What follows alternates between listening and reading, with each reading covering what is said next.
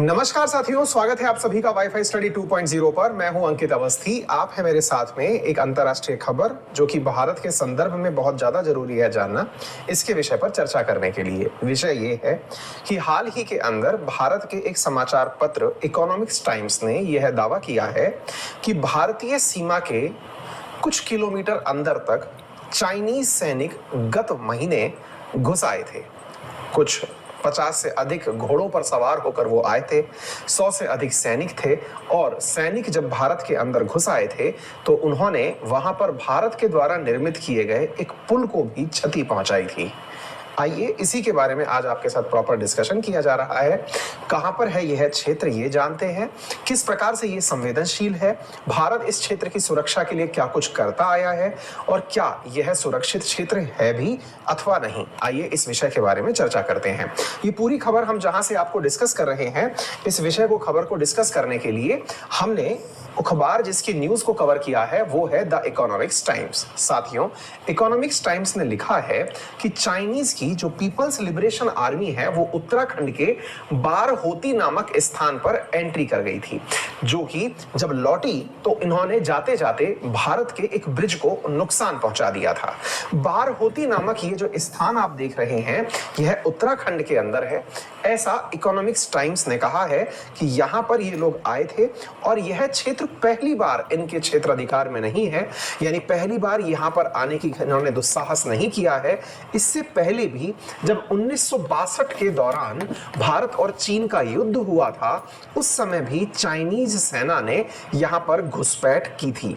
तो ये 1962 की जो जंग थी जिसमें भारत ने अपने एक बहुत बड़े हिस्से को चाइना के सामने समर्पित कर दिया, यानी हम उस युद्ध के अंदर अपने उस क्षेत्र को खो दिए।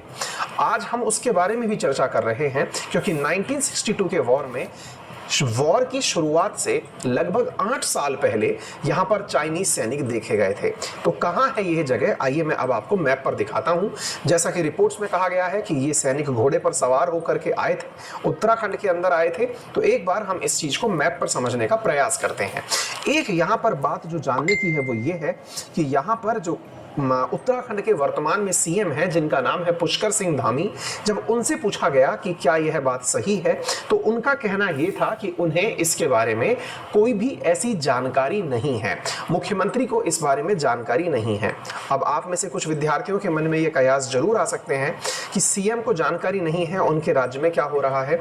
असल में जो भारत के अंतर्राष्ट्रीय बॉर्डर हैं उनकी जो हिफाजत है वो हमारे अर्धसैनिक बलों के द्वारा की जाती है और भारत और चीन के जो बॉर्डर हैं उनकी हिफाजत करने के लिए भारत में आईटीबीपी फोर्सेस तैनात की हुई हैं।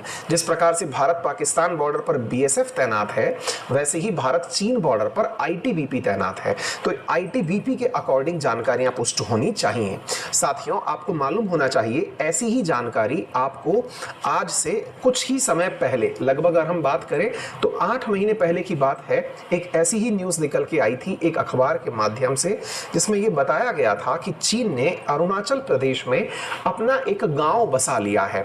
चीन इस प्रकार से उन क्षेत्रों को जहां पर भारतीय सेना या तो उपस्थित नहीं है या फिर उसे ऐसा समझती है कि ये डीमिलिटराइज्ड जोन है, यानी एक ऐसे क्षेत्र जहां पर सैनिकों को लगता है कि यहां पर चाइनीज सैनिक नहीं आएंगे, ऐसे क्षेत्रों में चाइना अपने द्वारा सैनिकों को भेजता रहा है। ऐसी रिपोर्ट्स भी हैं और ये मैंने आप लोगों को ऑलरेडी, हमारा एक चैनल है यूपीएससी, वहां पर बताई हुई भी है।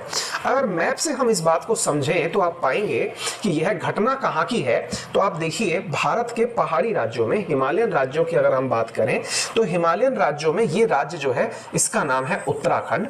वही उत्तराखंड जिसकी सीमा नेपाल से भी साझा होती है और चाइना के द्वारा कब्जा किया हुआ जो तिब्बत वाला क्षेत्र है उससे भी साझा होती है।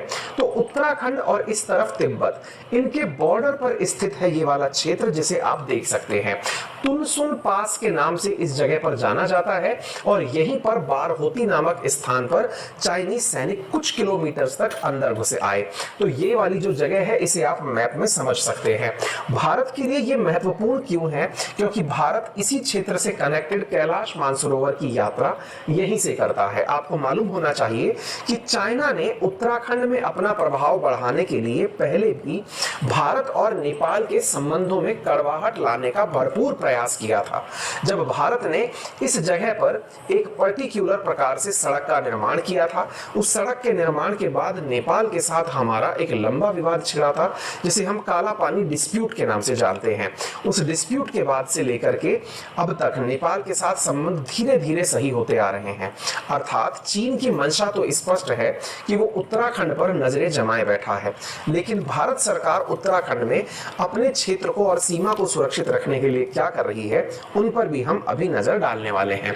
फिलहाल के लिए आप ये समझने का प्रयास करिए कि भारत में जो जो क्षेत्र चीन के साथ में कॉन्फ्लिक्ट जोन में आते हैं, या जिन क्षेत्रों को हम लोग चीन के साथ साझा करते समय अपने हिसाब से मिलिट्री के नाम से जानते हैं, उनमें से जिस क्षेत्र पे आज आपने ये घटना सुनी, इसे वेस्ट की जो सीमा चीन के साथ साझा होती है वो अरुणाचल प्रदेश से होती है, जिसे ईस्टर्न सेक्टर कहा जाता है। ईस्टर्न सेक्टर मैकमोहन रेखा के नाम से भी जाना जाता है।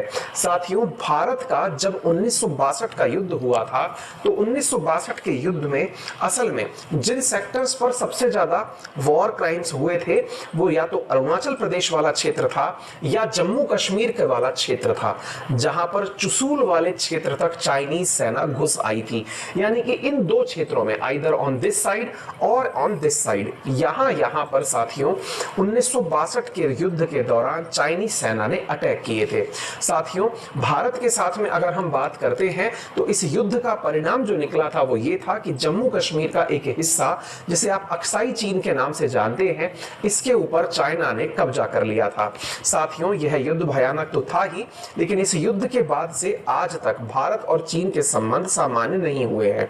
बड़ा सवाल बनता है कि ऐसा कब कब हुआ और क्यों हुआ। आपको मालूम होना चाहिए कि जिस क्षेत्र के बारे में आज हम चर्चा कर रहे हैं, यह क्षेत्र वर्तमान समय में काफी ज्यादा चर्चा में आने लगा है।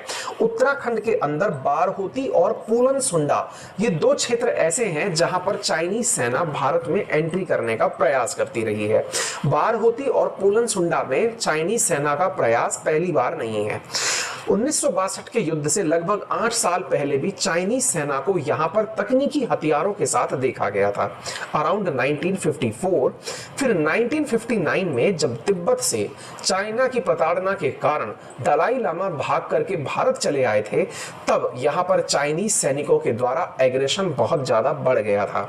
1962 में तो ये युद्ध के अंदर परिणित हुआ था। 1962 के वॉर में क्या हुआ, एक बार के लिए मैं आपको यहां पर बता दूं कि चीनी सैनिकों को यहां पर 1954 के दौरान बारहोती में देखा गया था।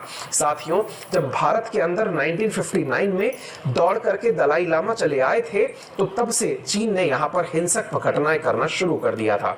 आपको मालूम होना चाहिए चीनी सेना ने 20 अक्टूबर 1962 से लेकर के 1 महीने तक भारत के साथ हमले किए, युद्ध किया, जिसके चलते हुए बहुत बड़ा क्षेत्र इन्होंने अवैध रूप से हमसे कब्जा लिया। 20 नवंबर 1962 में, यानी 1 महीने चले युद्ध के दौरान चीन ने युद्ध विराम की घोषणा तो की और यह भी कहा कि चीन उन क्षेत्रों को छोड़कर वापस चला जाएगा, लेकिन ऐसा हुआ नहीं है। इस युद्ध के अंदर, जिस युद्ध की शुरुआत इसी बारहोती नामक स्थान पर चाइनीज सैनिकों की एंट्री से हुई थी, इस युद्ध के अंदर भारत को नुकसान काफी उठाना पड़ा था। लगभग 1383 भारतीय सैनिक यहां पर शहीद हुए थे और हजारों की संख्या में भारतीय सैनिक घायल हुए थे। साथियों, ऐसी ही घटनाएं फिर से ना हो, इसको रोकने के लिए भारत सरकार ने, चूंकि उत्तराखंड का बॉर्डर भारत के लिए एक नो मैन एरिया है, यानी डीमिलिटराइज्ड जोन के रूप में हुआ करता था, वर्तमान में भारत सरकार प्रयास कर रही है